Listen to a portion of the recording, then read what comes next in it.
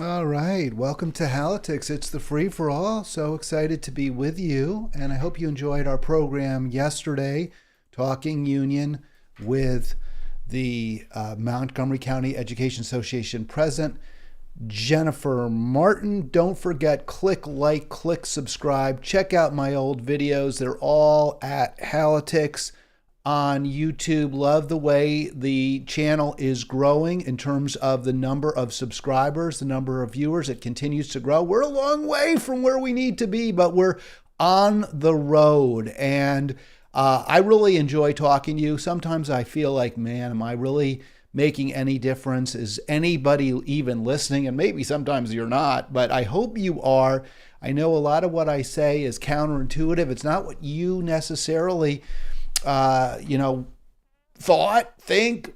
I hope I give you some ammunition, if you do see the world the way I do, to respond to those who don't or who argue differently. And I hope at the same time that if you don't see the world the way I do, maybe, just maybe, you change your thoughts a little bit, you reconsider certain positions you may have taken, and also challenge me. Maybe I'm wrong. I am wrong all the friggin' time. I get it. I know it. And a lot of times, some of the stuff I say about Trump, about the Republicans, really rankles people. And the fact that it does, it rankles people that, I went to school with, that I know, that are my friends. It makes me wonder if I'm right. Maybe I'm not right. Maybe you who disagree with me when you say Trump's the worst president in the world, maybe you're right. I don't think so. I think the debate with Arlen kind of put that to rest. I was not persuaded by what he had to say. Those who watched, who listened, pretty much, I think, were able to recognize, no, probably Trump isn't the worst. I think that was kind of clear. I'm going to go a little further today and say some of what Trump said at that town hall, where he's been roundly reviled from the left, does, suggest that at least in certain areas, and I've suspected this, in certain areas, he would be a better president than Joe Biden. He's not my pick. I'm not going to, at this point, I can't possibly see myself ever voting for Trump. Some of what he said at that town hall confirmed your judgments that you have been making, that he is terrible, that he is unacceptable. I walked away, as I think many of you should have, with very mixed emotions about that town hall. In some areas, I think Trump clearly demonstrated he is not somebody who should be on the national stage. In other areas, and it's kind of sad, really, he's better, he's right, where Democrats are almost invariably wrong. We'll get to it. We'll get to why so many of you don't want to even consider a word Trump has to say, and that really is cancel culture. So the idea of cancel culture is if you say or do something that offends me, that offends a broad spectrum of people, especially based on identity, right? Like if they're trans people, and it's an identity that's generally been persecuted or dismissed, treated less than other, or treated as the other. If you say something that offends representatives of that group, generally representatives who have a microphone like I do, if you say something that's offensive to them, we get to say, we don't listen to anything you say. You're done. So a great example I always bring up is J.K. Rowling, who said things that some, not all by any means, some trans activists really, really didn't like.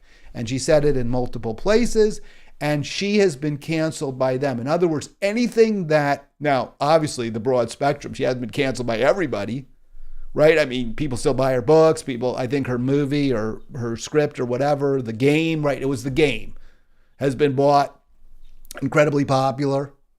But for a decent percentage of influencers on their so-called left, J.K. Rowling has been canceled. We don't have to listen to her. We don't have to pay any mind to what J.K. Rowling has to say. We can completely reject her. And we can also reject anybody who defends her. That's really what cancel culture is. It's that person's opinions are no longer to be considered in the marketplace of ideas. And I find that incredibly dangerous and wrong. Phone number here, 240-363-7190. Obviously, on a broader scale, cancel culture is operated to cancel anything that Trump says. If Trump says it, it's wrong. And not only that, we'll mock it, even if it seems plausible, even if maybe he's just because he says there's going to be rain today, we shouldn't necessarily go out wearing shorts and a t-shirt, right? I mean, just because the president says it's going to be cold and windy and rainy, that doesn't necessarily mean it's going to be a warm, sunny day. Well, the purpose of cancel culture, the reason it's promoted to you, is so that you'll dismiss people, you'll reject them, you'll cut them out completely, and everything they have to say, even the good stuff, because we don't want you to listen to them. And some of what Trump has to say is dangerous to corporate and military elites. Some of what he has to say would, in fact, if we pursued the policies that he claims to promote, would lead to a better world in some areas. It is simply not true that he is always wrong about everything. Some things, yes. He's a blusterer. He's clearly a liar. He's kind of pathetic, if you really want my opinion. But in some very, very, very important areas, he's gotten it right. Now, I want to just look at this definition before we get to that town hall. The top, I totally agree. This is, by the way, from the Cambridge Dictionary. I don't know, is that Cambridge University? I wasn't sure about that, but we'll go with it. Because I kind of agree with this. Is the purpose is to act as a group. Yes, together we cancel somebody. And, you know, groups get things right, like they get the prices of stocks right. But the herd mentality gets a lot of things wrong too, and can be very, very dangerous. So the goal there, we completely stop supporting you. We don't believe you because you did or said something that we find offensive. And let's face it, Trump is a very offensive person. Now, the first little bullet point, the main argument is that it doesn't enable people of wrong society the opportunity to apologize and learn from their mistakes. It's very condescending, right?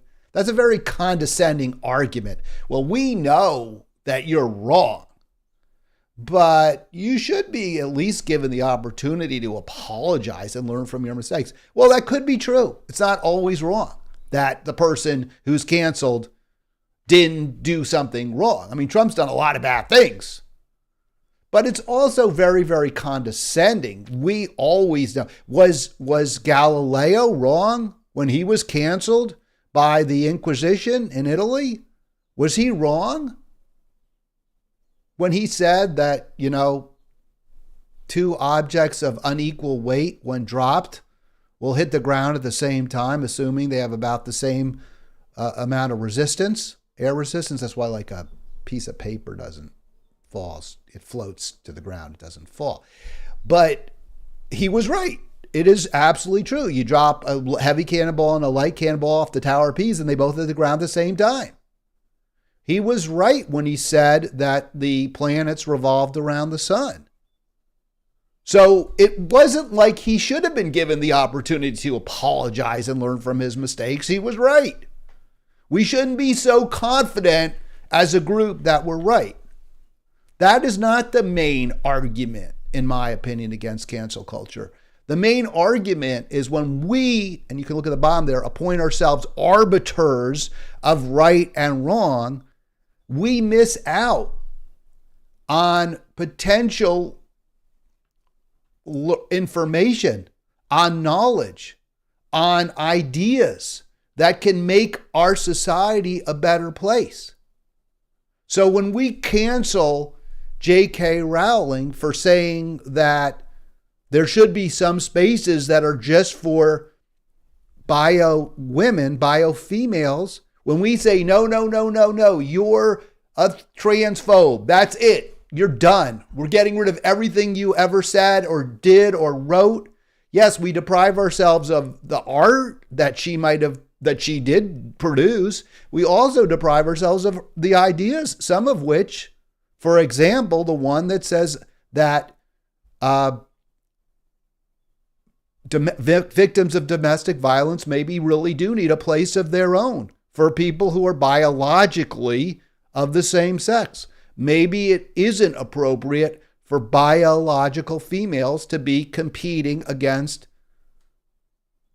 trans women. We deprive ourselves of ideas that may be worthy of consideration. We lose out when we do that. All right, 240-363-7190. Please call in. I want to hear from you. It is the free-for-all. That means that your opinions they're always valued. I never don't value your opinion, but now I particularly will value it. All right. So the problem with, and I just said it, the problem with cancel culture is that we could deprive ourselves of important ideas, important decisions. And I don't think there's a better example of our screwing up by canceling, just deciding that a person who's done a lot of bad things, a blusterer, a guy who is often steps on his own thing, Donald Trump, should be completely canceled in all cases. And anyone who ever defends him on anything should also be canceled. So let's listen. This is from the town hall where he's been roundly reviled. And we'll get into some of the criticism he's received as well. Here we go. If you were president, but her question is, would you continue to give Ukraine money and weapons if you're elected? What's the answer? I have a very good relationship with President Zelensky because, as you know, he backed me up with the phony impeachment hoax number one when he said the president didn't do anything wrong. So that was I happen when you to asked like. him for an investigation Yeah, that's right. And I was totally exonerated, by the way. Just a waste of time and money. All right, I'm going to stop it there. I'm going to get back in a moment, but you can just see Trump in all his worst elements there, right? Doesn't answer the question. He's so thin-skinned. He has to bring up how Zelensky refused to have that investigation of I guess, Hunter Biden. When Trump asked for him, he's still pissed off about that. Then he was impeached. It was a bogus impeachment that, Adam Schiff led because Schiff basically didn't want there to be any holdup of the transfer of war materiel to Ukraine. So clearly, in the service, he was acting was a Schiff in the service of his campaign donors. So there's a lot there to really be, to unpack. But it's irrelevant. It's totally irrelevant. He doesn't need to bring up about his good relationship with Zelensky, at least to answer the question. And it makes him look bad. It makes him look, again, kind of pathetic. But all that said, he's going to, in the end, make an incredibly important point.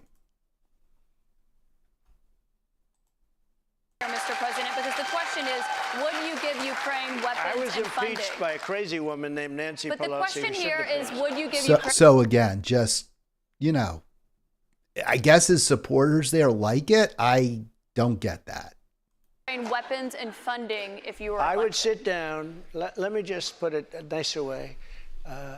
If I'm president, I will have that war settled in one day, 24 hours. All right. And again, you hear the blustery, the kind of the braggadocio.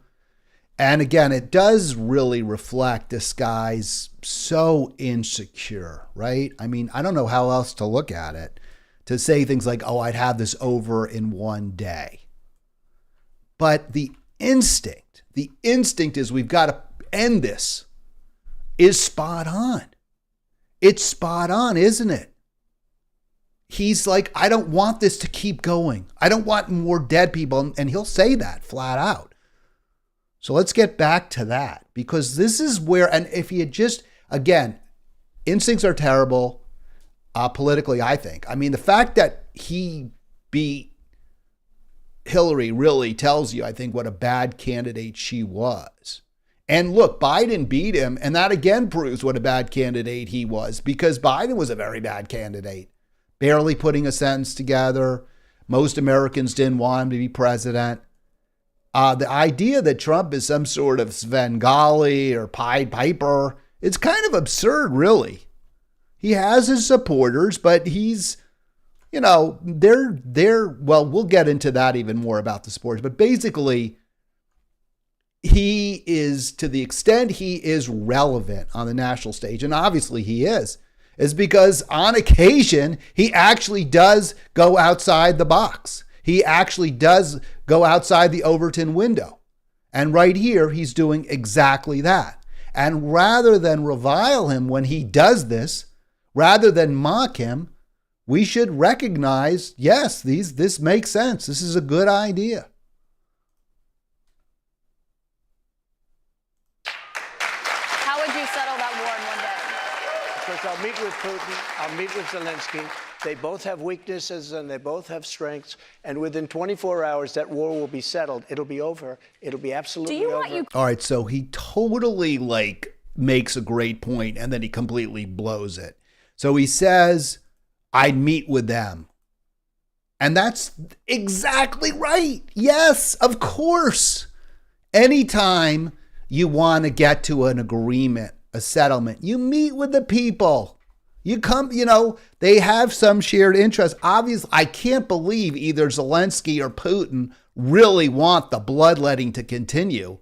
They're not irrational. This is not a Hitler situation, notwithstanding the fact that some of you want to say it is. And if it is a Hitler situation, if Putin really is Hitler, then let's find out. Let's have those conversations. I talked to somebody who said, Putin doesn't want peace. Putin doesn't want peace. How do you know that? Why would you even think that? Obviously he does. It wasn't like there was war with Ukraine for the past 9 years. There were, you can't deny, provocations by the West, expanding NATO, Lithuania, right? The Baltic states, now into Finland. We were arming Zelensky the whole time. Trump held up some of the weapon distribution, which if that policy had been pursued, maybe no war, maybe Russia doesn't invade. We don't know. Ukraine to win this war? All right, so the question, this is really the highlight. Do you want Ukraine to win this war? And, I thought it was an awful question, but let's hear what Trump has to say. I think in terms of winning and losing. I think in terms of getting it settled so we stop killing all these people and breaking down this country. Now, how can that not be a great answer? I don't think in terms of winning and losing. I think in terms of ending the killing. Now, I'm actually somewhat moved by that. I haven't heard other politicians say things like that. That is a very important, powerful statement. And he's spot on. We need to end the killing. We should end the killing. And there's his audience who have been completely reviled. And what are they applauding? They're saying no more death. They're saying no more death. How can that be the Neanderthal knuckle draggers, the neckbeards, whatever you want to call them, that the corporate media and the woke left wants to consider these people, wants to cancel them? Is that appropriate? How does Caitlin Collins handle this? Let's see. Follow up on that. You said you don't things think you in have terms to of do winning is you have and to losing, get Mr. President, can I just follow up on that because that's a really important Excuse me, statement let me that you just just follow made up. there. Can you say if you want Ukraine or Russia to win this war? I want everybody to stop dying. They're dying, Russians and Ukrainians. I want them to stop dying. All right. That's, the end of it, right? That's what he's saying we need to promote, is to end the dying. All right. Comment from Shade. And first of all, Shade, A, thank you for commenting. B, I really appreciate the fact that you're commenting on my content, not on some sort of technical glitches, because Shade is always there to let me know where I need to, address the volume or what have you, or if there's a lot of distortion or something wrong. So the fact that he's talking about my content tells me that probably it's good enough. So I'm glad. I appreciate I got this maybe working. Yesterday we had some problems and I figured out why. The comment from Shade, Hal, when someone breaks into your house with a gun, will tell you that you should meet with them. Okay. I just can't. You see, it's not analogous. It's not even close. It's not the same. This is much more of a situation where you have two neighbors who have been fighting, bickering, spatting, each taking on the other, each goring the other's ox. That is a situation, yes, where you have them meet and you have them talk. And you don't do it where you give each of them, weapons, nuclear weapons. You do it in a situation where they're both defanged for the purposes of those discussions. So yeah, Trump nails it. All right. I'm going to move on to the next. And if you want to call and you disagree, let's see what the response was. Was there a tempered, and I'm not going to only play clips that I believe show Trump saying the right thing. In fact, I already didn't. I already pointed out how his bombast, his bragging, steps on his message, which is a good one in that clip. There's some places where it's not so good. Let's see, does the corporate or the progressive left or whatever, the woke left, I was trying to find out where were the worst possible responses, right, on the quote left. And I don't really want to quote. So here is our friends at Daily Kos. This is from, you can see it, Carrie Elveld. Trump's deranged alternative universe, the spectacle of the twice impeached, criminally indicted sexually assaulter carpet bombing the airwaves with lies and rabid misogyny was gross. Okay, this description of the town hall never mentions Ukraine, never mentions that exchange where Trump got a lot of positive response. Is it a deranged alternative universe where you say we should be talking, where we should be pushing peace? Is that some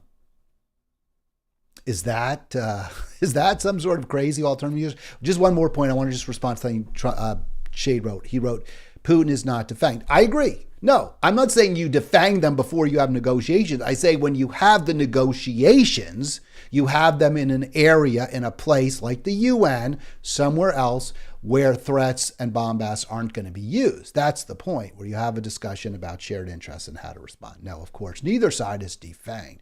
Both sides have terrible weapons of destruction, which have led to hundreds of thousands of deaths on both sides. Trump saying, I want the killing to end.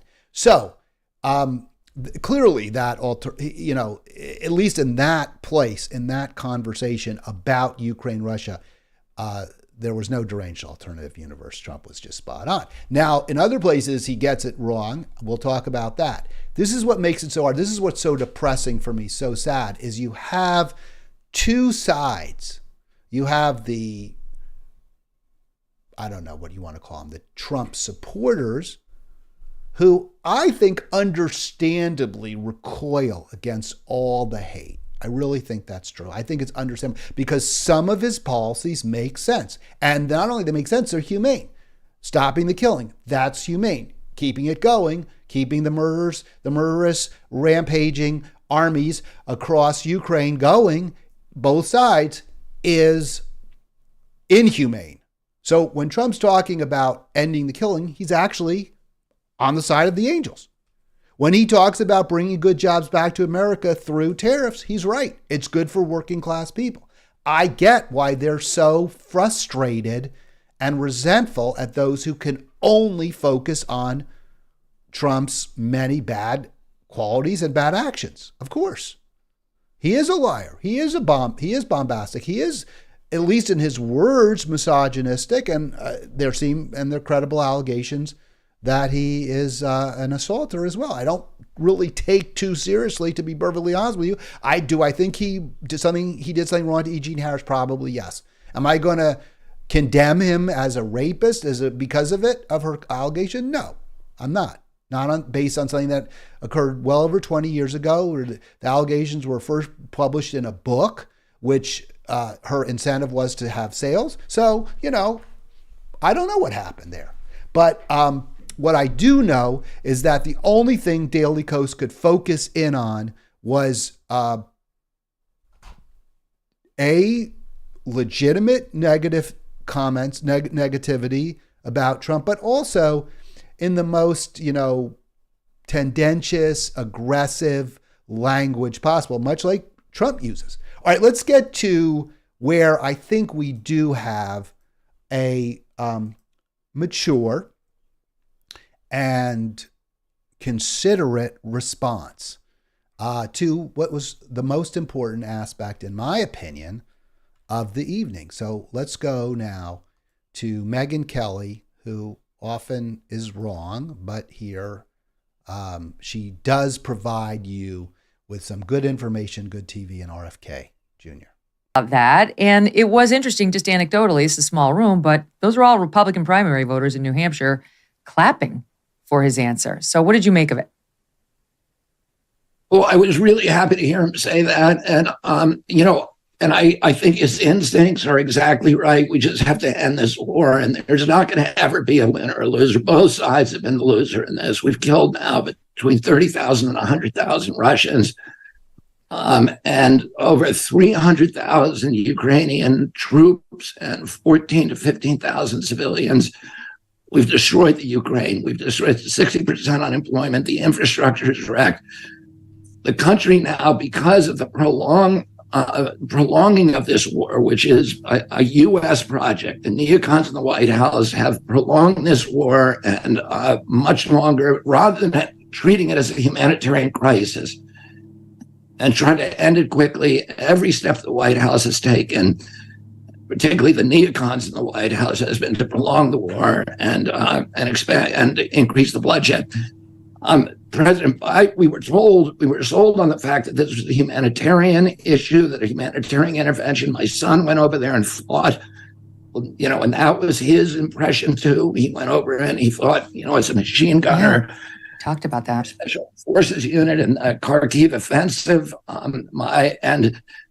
But when President Biden was asked about the objectives of the war, he said it was to depose Vladimir Putin, to do regime change, which is a neocon project, an aspiration of the neocons for a decade.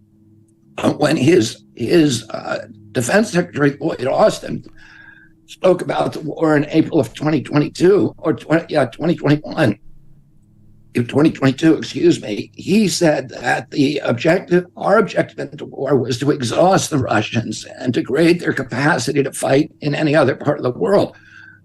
Well, that is not a good idea for the Ukrainians. That means we are turning this country into an abattoir for Ukrainian kids in order to achieve a geopolitical. All right, so I cut it there. He's saying we're turning it into a butcher shop, bloodbath, whatever, slaughterhouse. I guess that's what abattoir is, a slaughterhouse. That's what RFK Jr. is describing our actions in Ukraine, what they have led to, is we've turned this area of Eastern Europe into a slaughterhouse. And it's for geopolitical ends. It's not for humanitarian. It's not to protect the Ukraine. It's not to protect the people who live there. We're killing women, children, and men on both sides, hundreds and hundreds of thousands of people. those are your peace candidates. I know you're not going to like it. I know you don't want to hear it. Your peace candidates are RFK Jr. and to a degree Trump. Now, Trump's peace credentials are actually not totally BS. I mean, he was very early on against the war on Iraq, which, we know Biden and Hillary helped grease the skids for George W. Bush. And that was the biggest foreign policy disaster, crime since Vietnam, probably in our history. And Trump was right there.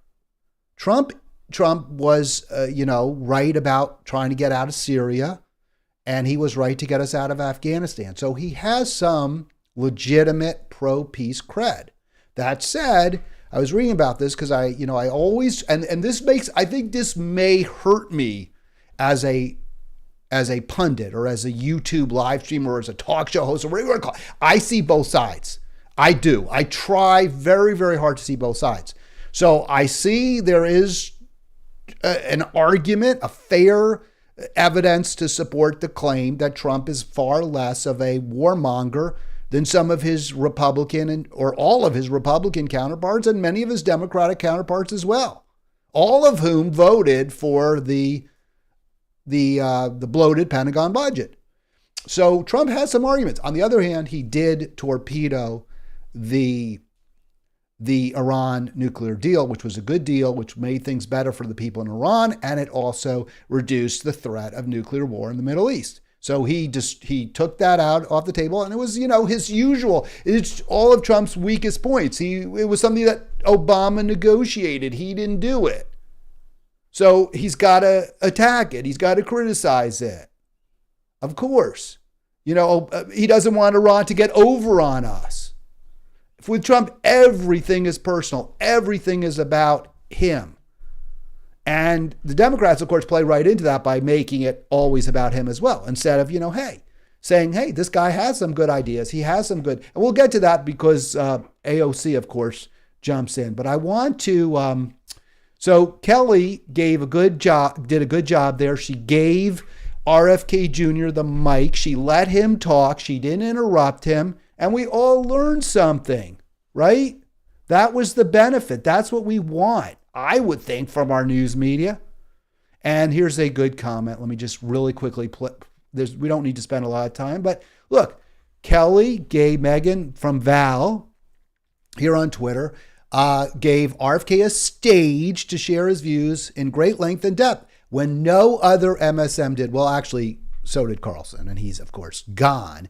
And this is the cancel culture part. This is why I put this in here, because remember, the theme of today's Friday free-for-all, and so far, no one, except for Shade, and I do appreciate Shade, weighing in with on the live stream chat. And please join me there if you prefer, rather than by calling. But I do, I set it up so people could call. You can see the numbers right on the screen, 240-363-7190.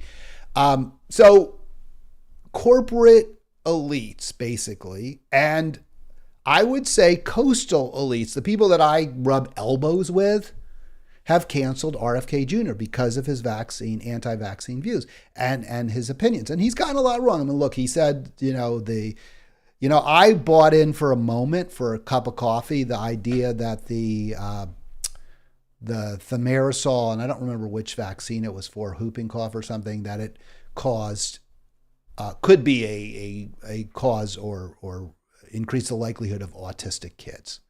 And apparently there has been over time an increase in the number of autistic people born, although that may just be diagnosis. In other words, we don't really have more autism, we just have more people diagnosed with autism. That said, maybe there is more autism. Maybe it's the environment creates autism. There could be a lot of different variables. One factor we're almost certain now, if we're not certain, is it is not vaccines. It wasn't the storage of some vaccines in the thimerosal, which is a mercury derivative, and mercury is a poison, but they've exhaustively studied this, and it's just not the reason why we have if we do have more autism, it's not because of thimerosal. And so RFK Jr. is just flat out wrong. And it's not a good thing to be wrong about, because he's urging people, some of whom believe him, not to get vaccines, which make us all safer, which reduce deadly diseases and protect children. So he's wrong. But he isn't always wrong about everything just because he's wrong on that. He's not even wrong about everything on vaccines. We were oversold the value of COVID vaccines, right? I mean, that were promoted originally as a protection against the virus that was like 99% effective, the way the smallpox vaccine has eliminated smallpox, right? Some vaccines, we don't have polio anymore because the polio vaccine is so effective.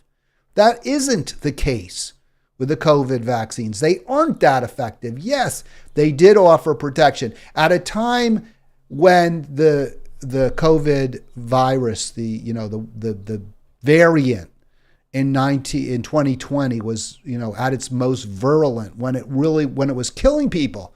I think millions of Americans have died, right? Somewhere over 1 million anyway. Those COVID vaccines were lifesavers for some of us. They did help. Now, they didn't help as much as they were promoted to help. There are questions we should ask about the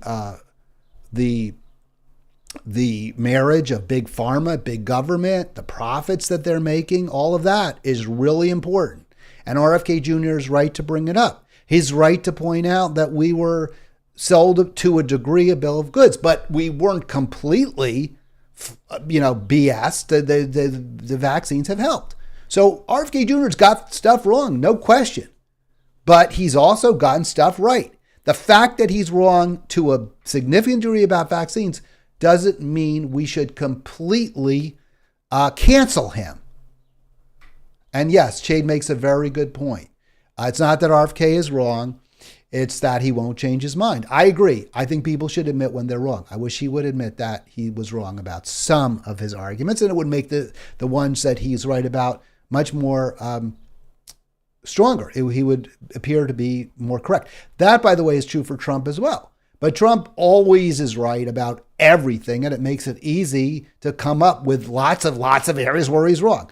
All right, let's go to some places where Trump looked a lot less appealing, at least to me, and I would think to most people, including his supporters at the town hall. So here we go. Let's go. Here he is on E. Jean Carroll. I want to ask you about a significant verdict that was reached yesterday. I know this is something you want to weigh in on as well. A Manhattan jury found that you sexually abused the writer E. Jean Carroll and defamed her. You've denied this, but what do you say to voters who say it disqualifies you? All right, I just want to jump in there. You heard the laughing from some of the audience members. So this is a direct result of the overreach by the left to claim that this somehow is some kind of smoking gun. That because Trump was found guilty in a civil trial, found liable, not guilty, by the way, found liable, and they have it correct, for sexual abuse and defamation, not rape, for events that we don't even know when we don't. Carol could not identify a date. And I talked about this yesterday. The law was changed in New York State to allow her suit to go forward. He does have a shot on appeal, I believe, because I think he has a due process claim. Now, he may have foregone it. I don't know. They didn't put on much of a defense. He may have forwent that defense. I'm not sure. I haven't studied it. But the audience is laughing because this is, again, if you're going to paint Trump to be this satanic figure, if you're going to put him in the same league with the Cosby or Harvey Weinstein when it comes to sexually abusing women, you have the evidence that you present isn't always very strong. And I think the E. Jean Carroll evidence is pretty darn weak. And people say, well, you're not a woman. Who are you to say? Well, again, all I can do is repeat the facts. If you think the facts are different, like I think AOC does, and we'll hear from her in a moment, fine. And then we can do debate it. So more from Trump here. But again, he never does himself favors in these circumstances. From being president. Well, there aren't too many of them because my poll numbers just came out. They went up. Okay. See, and I even think I didn't see that. Remember, we had a poll and I was meant to check this morning. I didn't. If you know of any new polls coming out, let me know. Yeah, the Washington Post poll made him look, doing well. What can I say? But I don't know about other polls. I think I'm the only person in history who had a charge like that. And usually you leave office, you say, I'm sorry, but I'm going back home. I'm back home to my family and everything. I'm going to be resigning. My poll numbers went up, and they went up with the other fake charge, too. Because what's happening is they're doing this for election interference.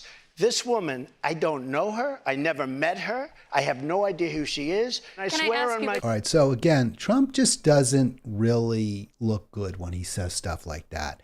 Apparently, there is credible evidence. There's it's out there that he at least knew her in the late 80s.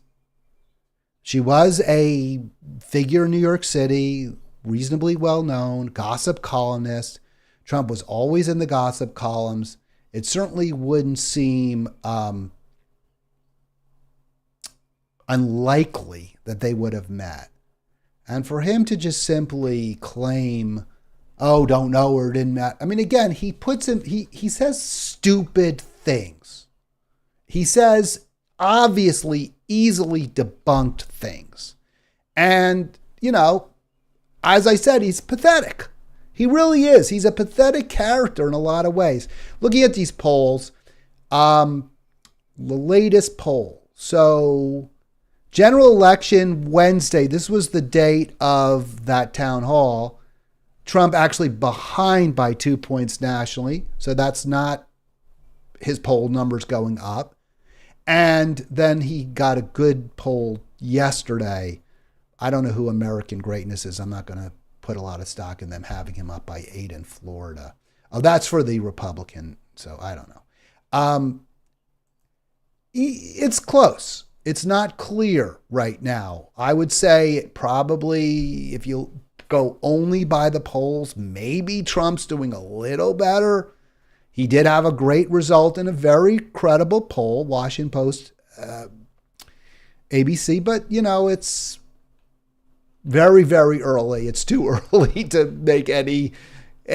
state anything with any confidence. But that's a false statement. When he said, oh, I had a good poll, they just came out. No, not true. And this is so typical of Trump. He says things that are just so clearly false. I mean, he lies. I don't know if it's even lying. I mean, does he know they're false? I don't know what you say. He's not somebody who should be president. He shouldn't be close to the White House.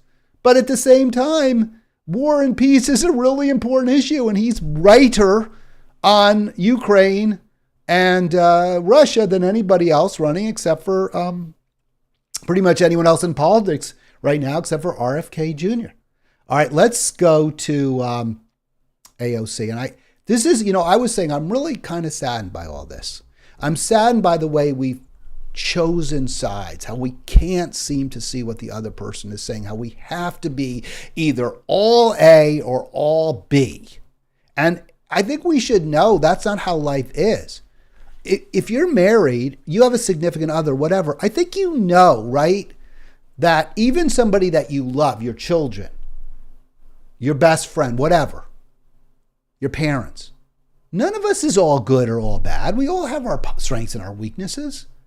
So to have this there are a few, look, in the global political sense, sure, Hitler's evil, but Stalin's evil. But, and if you want to say, well, Trump's evil, and this and that, okay, fine, he's evil. That doesn't mean he's wrong on everything. That's the point of the cancel culture, right? Is when we cancel him. We don't have to consider anything he says. But even if you think he's totally evil, that doesn't mean his supporters are. That doesn't mean they're always wrong. That doesn't mean they don't have legitimate reasons, even possibly legitimate reasons for supporting him. AOC begs to defer. Let's hear what she has to say. By the way, there's about 14 minutes left I'm going to get through the rest of my slide deck unless you call. If you do call, I'll put it aside. I got a hard break at noon. In the room, it felt like something far worse than backsliding or regression. I'm not sure what to call it. I wonder what you make of where we are as a culture.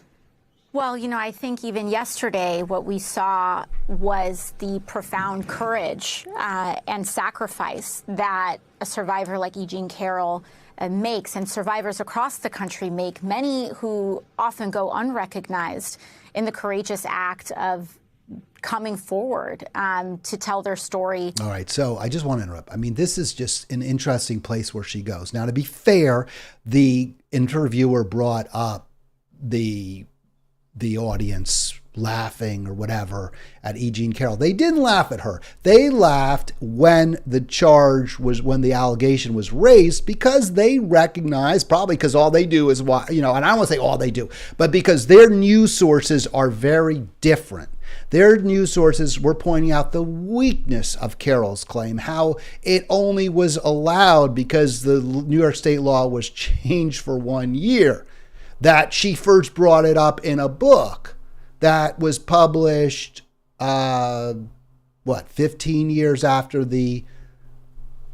it's 24 years. The book came out in 2019. She alleges she was assaulted in the Bergdorf Goodman dressing room in either 1995 or 96. She didn't have the date. She didn't know when. 24 years later is the first time this allegation comes out in public. And it's in a book she's publishing to try to make money. How is that courage? If she was so courageous, AOC, why didn't she bring it up in 2015 or 2016 to try to prevent a man who she claims raped her, although the jury did not agree? Why didn't she bring it up then to try to stop him from becoming president? If she was so brave. You don't get to just simply hide behind the fact that she alleges that she was a victim to paint her as some sort of heroic heroine that we all need to genuflect before. And that's exactly what she's trying to do, because we're going to cancel Trump, and anyone who brings him up, everyone who challenges him, we can't even question them. We can't even raise a doubt about their story. Of an assault. And I think what we saw tonight is a continued demonstration of the sacrifice that women and survivors of sexual abuse across the country of all genders experience, and the sacrifices that they make in order to come forward and challenge. So sacrifice, she got a $5 million verdict. She was couldn't have been happier, ecstatic on TV after the fact when she was interviewed, E. Jean Carroll. Again, I'm not going to sit here. I don't know. I don't know what happened. Trump brought this all on himself anyway by his stupid response to the allegations. So no one deserves a lot of sympathy in this case, except of course, to the extent that she was sexually assaulted. I have sympathy for E. Jean Carroll. Power. And what we also saw tonight was the consequence of doing that. They sacrificed their anonymity. They sacrificed their safety. She brought it up in a book. She didn't sacrifice it out of any kind of desire to hold someone accountable. She brought it up in a book, and then Trump acted like a jackass, and she sued him.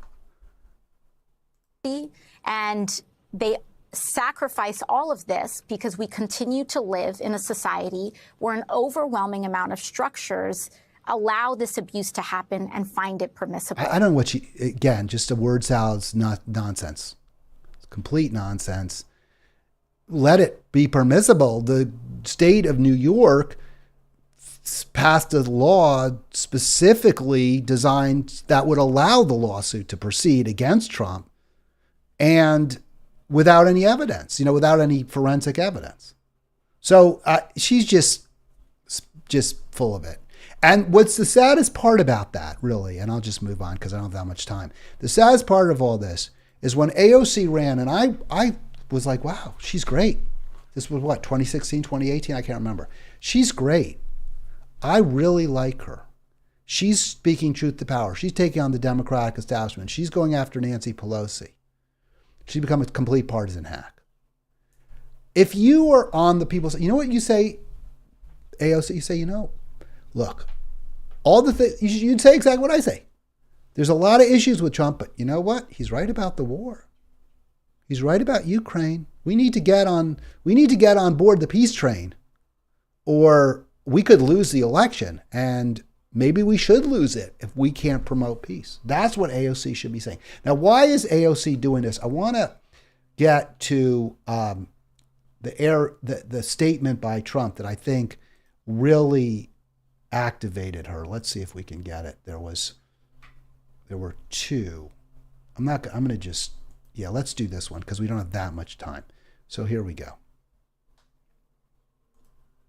January 6 rioters who were convicted of federal offenses. I am inclined to pardon many of them.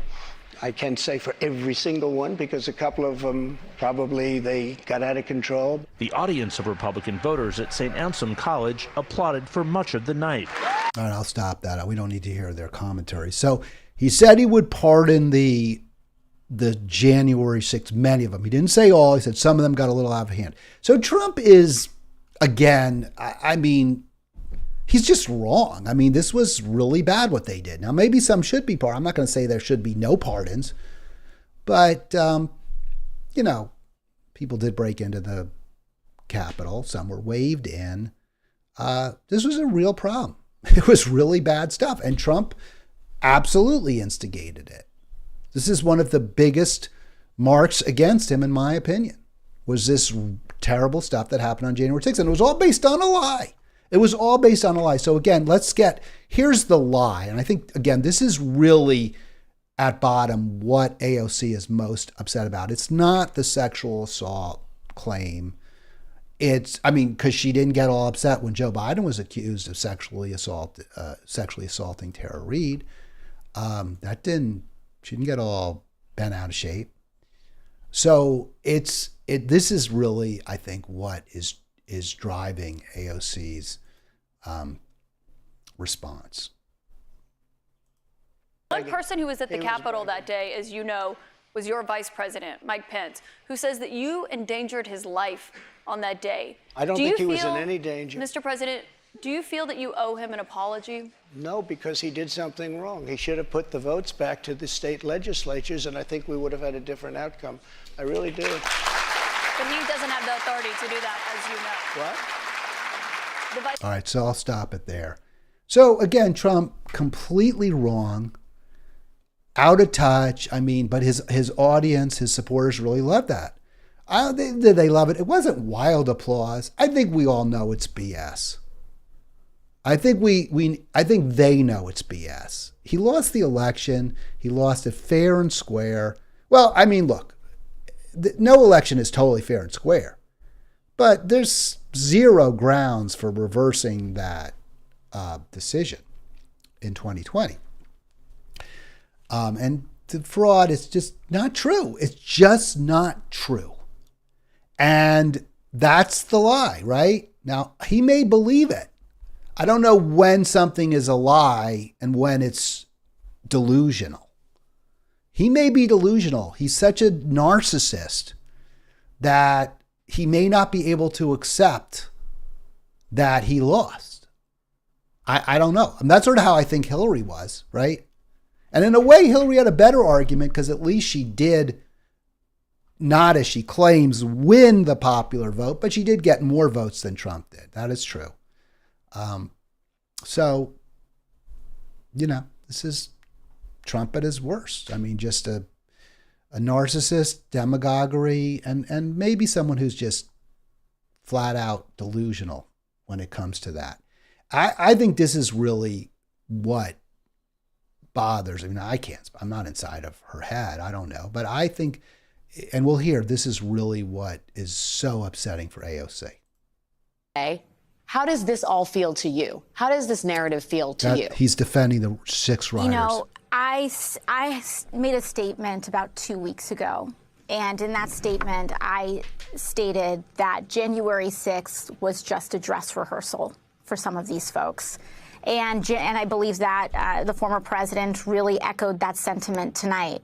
Why else would you pardon people who perpetuated a terrorist attack on the United States Capitol, other than for reasons to support the person in a potential effort to do it again? We also saw that he refused tonight to say and commit that he would not only recognize the results of the 2020 election, but also refused outright to acknowledge any outcome and respect any outcome of a 2024 election. This is a profoundly dangerous moment. All right, so I think that's what we're talking about. And she was scared. Look, I get it. The people who were in the Capitol on the January 6th were scared, and understandably so. And, you know, look, Thomas Jefferson said the tree of liberty has to be watered with the blood of tyrants. But nobody wants their blood to be shed, whether for liberty or any other reason. She was scared. The Congress members were terrified. And they are not going to forget that. And their response is these are horrible, evil fascists who are just dress rehearsal to take over our country. And that is just not the right response. The right response is Congress and the White House have both been unresponsive to the needs of the American people. We have disregarded them consistently in favor of the rich and powerful. And they're very angry, and they're taking out their anger and resentment, sometimes on the right people and sometimes on the wrong. We've got to stop that. We've got to make common cause with people on the right who have also been victimized by a neoliberal, neocon government that's on the side of the rich and powerful and the military and the corporate elites, and doesn't give a fat rat's ass about anybody else. That's what we need to do. But it's hard to do it. You're scared. I get it. They're scared.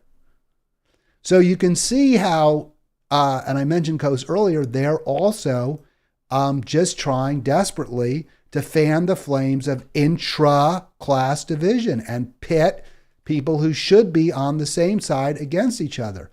And you can see it here where, let me get rid of that oval for a second.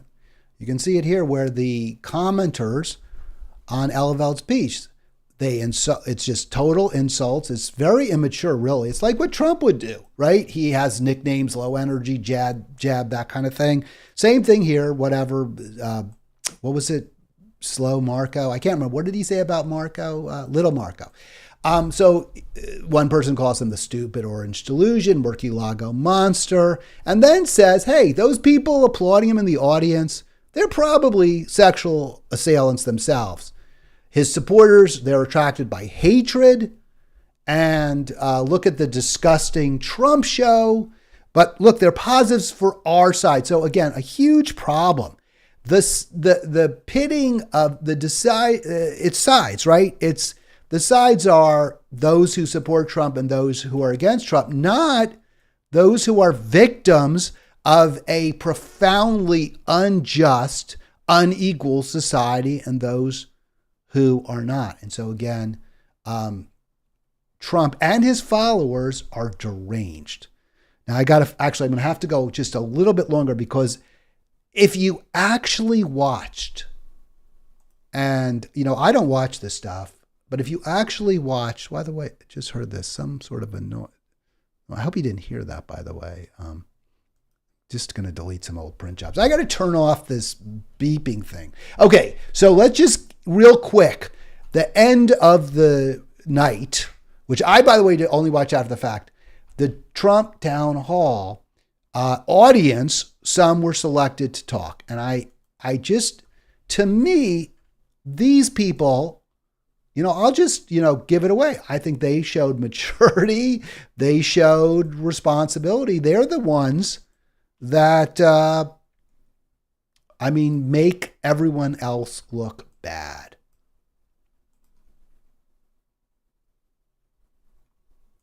Sense of how tonight's town hall with the former president played with some of New Hampshire's Republican and undeclared voters who were in the audience. Want to go to CNN's Gary Tuckman, who's with a group of them now. Gary?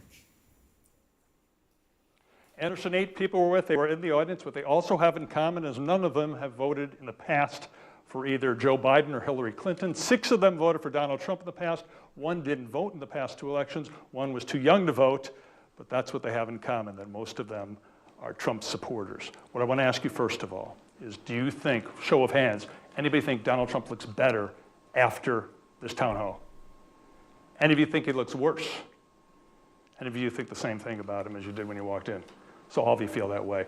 First thing I want to ask you about, Donald Trump, we have to be blunt about it, is not a truth teller. All right, so let me just jump in. So all the efforts by Caitlin Collins and CNN and by Trump himself, often helping them out with his bluster, his braggadocio, his distractions, didn't matter. They don't care about that. That's not what they're about. And you'll hear what these people are about. That's the way he's always been when he was a businessman. So he's dishonest and just like... He has lied about the 2020 election. That's true. Boxes, it's all made up. He's lost dozens of court cases. Does it bother you that he keeps talking about 2020 and not 2024? I'll ask you first. This is Jonathan Leslie. He's 40, Republican, voted for Trump twice. How do you feel about those lies? So I feel like part of it's also the media narrative, as you guys asked him the first question at the town hall about the 2020 election, rather than current stuff. So don't you think he could say it's time for me to start talking about 2024 and not lies that aren't true? Couldn't the media ask him a question about 2024? Well, there were questions, but you're right. That was... All right, so that's a great point. And by the way, he did talk about 2024. He did. He talked about Ukraine. As soon as he was asked about it, he did. And so I don't, that's, for them to claim, well, he should talk about 2024. I mean, for CNN to take Trump to task for not talking about 2024, it's kind of absurd, since he was just responding to their question. And the Trump, supporter in the audience of the 8, hey, he had a perfectly sane, not deranged, not crazy response. He's like, well, you didn't ask him about it. The first thing, but that's something that was on our mind, and that's why I was asked first. Mike McLaughlin, he's 21. He is undeclared, which is what you do in New Hampshire if you want to be independent. He voted for Trump in 2020. Mike, same thing to you. What do you feel about Trump continuing to talk about those mistruths from 2020? Personally, I'm getting tired of hearing about it. I'm very much more so interested in the problems that we face now, and I would prefer to hear him discuss the present issues more so than going to the past. 65-year-old Stephen Farnsworth, Republican, voted for Trump twice. Your opinion about that? Well, I think that he's committed to it. That's what he feels. That's what he thinks. So you can hear these responses. These folks aren't crazy. They're not like, oh, he won or whatever. They're like, he's committed to it. Their support for Trump isn't based on January 6th. It isn't based on the bluster. And it's so ironic because the criticism from the woke left is how these are such deplorable people. They're not buying into it. They're like, well, media's over-focused on it, but we don't, let's move on. Do you think he thinks that, or do you think he just keeps saying it to try to will it for people like you to believe it? I think he actually thinks it. You do? No, he may. Even though he keeps losing in the courts over and over again. He does say what's on his mind. Okay. Do you think so? That it was. And by the way, this is such a BS interview all the way around. Why don't you ask him? And I'm going to stop it right there because I think you get the sense. It's a pure push-pull interview. Why aren't they asking him what they like? Why isn't this guy, Gary Tuchman, asking, what is it you like about Trump? See, that's what they should be. What did you find appealing about Trump during this interview? He got a lot of applause lines. You said your opinion didn't really change about him. So why not? What were the positives? What were the negatives? And that's never asked. So, I mean, it just isn't. You can go through it. I'm not going to go through the whole thing. They just are like trying desperately to put the voters in the same exact box that they put Trump in. Tuchman is, CNN is. Aren't you sickened by that? Isn't it long past time that we figure out a way to unite with people who have the same needs that we do, the same desires? They want a decent life for their family. They want security. They want peace. Isn't it time that we figure out how to work with them and not demonize them and not view them as the other? You want to go after the political class? Absolutely. You want to go after Trump for his lies? Go for it. But to perceive him as some kind of unique evil, and that the media and the Democrats aren't also responsible, aren't also playing into this, aren't also dividing you as best they possibly can by gender, by race, by ethnicity, by nation of origin, rather than trying to unite people along economic lines so that we together can make a better world. I mean, they're just as guilty. We've got to figure out a better way, folks. Have a great weekend. I'll be back Monday.